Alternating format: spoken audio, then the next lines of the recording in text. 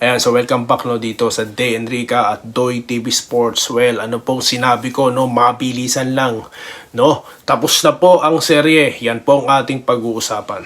Okay. Una po sa lahat, ako po yung nagpapasalamat no. Nakita ko po yung inyong pag-respond no sa ating pong munting kahilingan no, na isang like at subscribe lang po. Sobrang saya na po natin dito no. Alam niyo naman po tayo rito, voluntary lang naman to, no? Wala naman tayong anuman. Ang akin lang, syempre, for the barangay, masaya tayo, no? Anyway, okay, ang ating topic, ito na nga po. Tulad ng ating sinabi, no? O na-predict, actually, expected na yun, no? Natatapusin po talaga ng Barangay Ginebra itong serye na ito, no? At meron nga po nag-comment, no, mamaya magbabasa po tayo sa comment section na na parang basahin ko na lang no para buo. Yun na nga po, anong nangyari doon? Lumamang po sila as many as 11, no? Correct me if I'm wrong. Pero wala bigla pong Justin Brownlee is doing Justin Brownlee things, no? At yun na nga, nakahabol po ang Ginebra, NSD talaga. At tulad po ng inaasahan sa part naman ng Meralco, hindi po talaga nila hayaang basta gano'n na lang. No? So they do what they doing, no? Na talagang score strong to the hope, no? At yung shooting pa rin ng nila, no? Katulad ni Bong Quinto, isa po to sa gusto ko mapadagdag sa Gilas Sana possible siya madagdag, no? Tapos of course si Darnham, no? Bagamat di po ganun ka ang scoring niya, pero yung presence niya po sapat po yun actually. Isa po si Darnham sa pinaka ilan sa magagaling at reliable imports, no. Pero wala rin yata kasi sa Meralco si Alain Maliksi, no. So parang may kulang sa Meralco this time around. Or di kaya po talaga ibang Ginebra na po nakalaban nila, no. Wala pong Stephen Holt, no, na bumanat po na rumatsyada ngayon sa Ginebra. Siya po ang kasama ni Coach Tim Cone diyan sa sa post-game interview po. Then at the same time, yun na nga po, balik tayo kay Justin Pinoy Brownlee, no, na dalawang 4 points, no. Yan po ang nakahabol sa fourth quarter para po tayo makuha na ulit yung driver seat. At of course, tinuloy na ito ni Holt. Sabi ko nga sa inyo, si Brownlee po ang tatapos, no. At di naman po sa nagyayabang at di naman po sa minamaliit kong Meralco Bolts, no. Siyempre, bias po kasi talaga ako dito dahil Ginebra Channel po kasi to Kaya wag niyo po nga hanapin sa akin, no. Nakakampihan ko ang Meralco o kakampihan ko kung sino man ang kalaban ng Ginebra, no. Hindi mangyayari yan, no. No, hindi mangyayari yan. Kaya nga yung ibang mga si Manila Boy na nagsasabi Ginebra daw siya, pero yung trading ko ano-anong pinagsasabi niya, no. So Ginebra ka, tas you're going to say those things. Hindi mo ko mapapaniwala. For the content ka lang, no. Madali lang naman sabihin. Time pa ni Jaworski, madali lang ako. Time pa ni wala pang Ginebra na ako O, diba? Sinabi ko Anyway, bago po tayo dumako pa sa ilang mga sasabihin ko pa pong pang-aasar, no? Kasi marahil hina-high blood na itong mga hater ng Ginebra ngayon, no? Ito, katulad nito. Ano ba tong mga comment dito? Basahin na po natin, no? Sweet Revenge, sabi po ni Aaron Pinto. Ayan. Ano po kayo ni Pinto, yung player natin, no?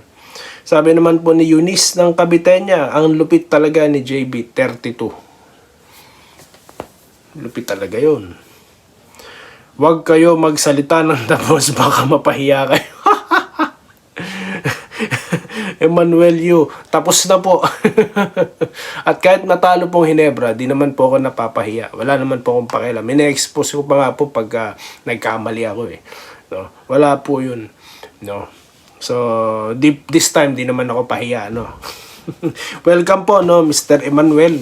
Welcome dito sa ating channel. Huwag kayong aalis, no? Pwede po kayo mag-subscribe at sumama sa amin, no? Pero takpan nyo na lang po tenga nyo pag hater kayo ng Ginebra. Pero welcome po kayo rito. Okay, Pedro Aniban. Mr. Pedro, good morning. Kamusta na si Troy Rosario? Troy Rosario po, wala pa po tayong balita kasi nga po, off-season po tayo mag-usap tungkol dyan, no? Tingin ko, pakiramdam ko lang hindi sa nagmamarites ako or nagpe-fake news, pero pakiramdam ko kukunin ng Ginebra. Dahil nakita nyo naman po ang problema ng Ginebra sa paint area, di ba?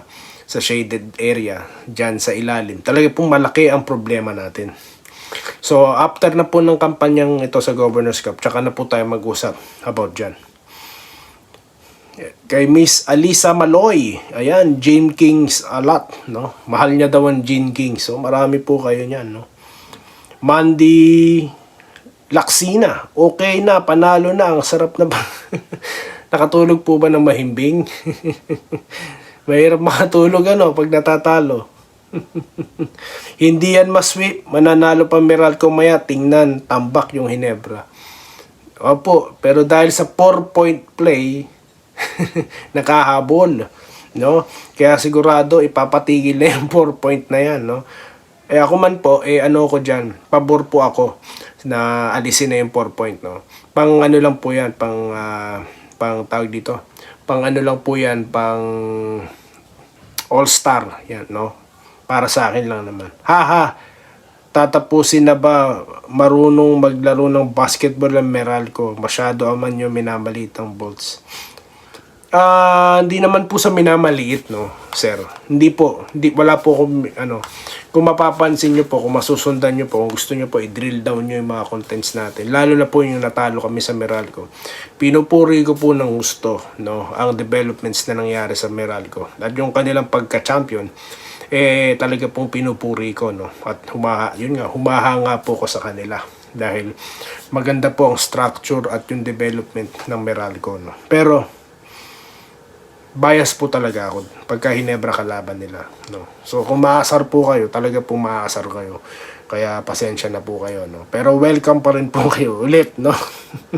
Nanonood si Sir, welcome natin yan, na wag na awayin, mga guys. Si Magu Marjon, sabi ni Sir Lawrence. Si Magu. Wala akong masabi. Grabe, idol, na-predict nyo agad. Sabi naman po ni MC Derek, no? Incredible Hulk, JB32 Goats, Cut 3, 9, Japet like it's hot. Flying R4 at Hot Mob. So wala na po bang may tawag sila kay Abarientos May tawag sila dun The Flying The falling down, no? So nasa na yun? Nasa na kayo? Magsilabas na kayo, mga falling aim, mga mukha nyo, Nagising tuloy yung mama. Iba po ang Abarientos ngayon, no? Ang henerasyon po ng isang Abarientos na lumalabas ngayon, shooter po talaga, natural scorer po talaga. Yun po ang pagkakaiba, no? At wala pa po yung kanyang sinasabing veterans experience sa PBA, no? Pero nakatulad ni Johnny A. Pero nandun na rin po yun. Yung skills niya po na 3-point shot and everything is just an advantage. At may pagkakataon po na lumawak pa po yung na yan. No? Siguro pag may mga changes, pag-usapan po natin after Governor's Cup. Sabi naman po ni Richie, no? Papasok nga sila, mahirap. Pag-usapan po natin yan after this content, no? Magsaya muna tayo, tsaka na po natin pag-usapan yung San Miguel na na-discareer yung kanilang planong sweep, Yes, one way a win. Panalo na po tayo, panalo na, So yun lamang po, no, guys. Salamat po nga sa mga nagko-comment at sa mga haters, salamat na rin po, no? Welcome po kayo sa ating channel. At muli, congratulations po sa barangay. At mamaya po, or sa mga susunod na araw, bago po ang showdown with San Miguel, pag-uusapan po natin, maaaring maging diskarte, of course, ni Coach Tim Con. At yun lamang po. At muli, maraming salamat po, no, sa inyong lahat. At magkita-kita tayo sa mga susunod na content. Dito lamang sa Enrica Doy TV Sports. Stay safe po, guys.